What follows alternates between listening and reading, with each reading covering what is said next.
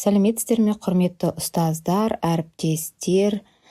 Бүгін сіздерге таныстыратын сабағым алдағы уақытта келе жатқан қазақ халқының үлкен мерекесі 16 желтоқсан тәуелсіздік күніне байланысты өткізетін тәрбие сағатынды, яғни сынып сағатын қалай жоспарлау керектігін немесе өткізуге болатындығын сіздерге таныстырғым келіп отыр. Тәуелсіздік деген үлкен терең мағыналы ұғымды әсіресе бастауыш сыныптарына түсіндіру өте қиынға соғады. Сондықтан оқушыларға жаттанды түрдегі өлең тақпақтардан көрі өздері бірігіп жасайтын жұмыс өте тиімді деген оймен мен сабағымды осылай жоспарлап отырмын. Егер сабақ ұнап жатса сіздерге каналға жазылыңыздар және де өз сабақтарыңызда қолданып пайдалансаңыздар болады. Сабақтың мақсаты анық, айқын жазылған, сондықтан да оны оқудың қажеті жоқ деп ойлаймын. Ендеше сабағымызды бірден бастап кетейік. Сабақ басталысымен оқушылар 4 топқа бөлініп отырады. Әр топтың атын анықтау үшін пазл әдісі қолданылады. Яғни әр топқа конверт беріледі. Конверттің ішінде мына төмендегі көріп отырған суреттер пазлға бөлініп салынады.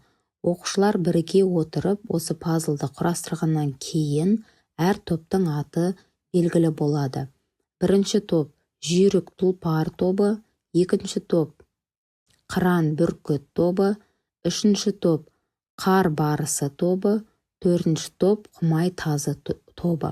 Бұл суреттерді алудың да үлкен маңыздылығы бар, себебі бұл жануарлардың әрқайсысы қазақта өте бағалы, қасиетті болып саналады. Бастағаннан кейін, яғни бүгінгі күннің тақырыбы, тәрбие сағатымыздың тақырыбы тәуелсіздік туралы болатындығын балаларға айтқаннан кейін сіз дайын нәрсені оқушыларға бермейсіз, яғни тәуелсіздік сөзіне топтастыру жасауға ұсынасыз. Бұл жерде оқушылар тәуелсіздік сөзін естіген кезде көз алдыларына не елестейді?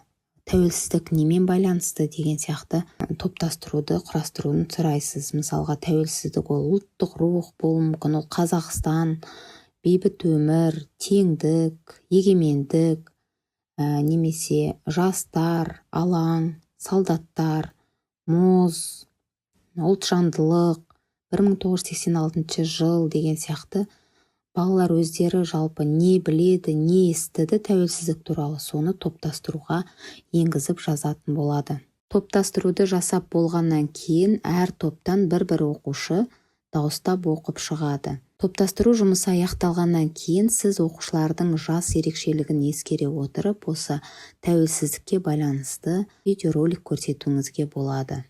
Оқушыларға ұсынылған видеоролик өте қысқа, нақты және де ақпаратқа толы болуы қажет.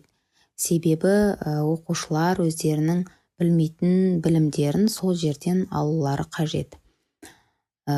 Видеоролик аяқталғаннан кейін оқушылар топта 10 сауал атты топтық жұмысты жасайтын болады.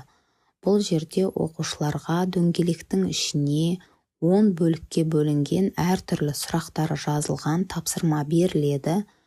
Оқушыларға жауабын егер үлкен сынып болса жазудың қажеті жоқ.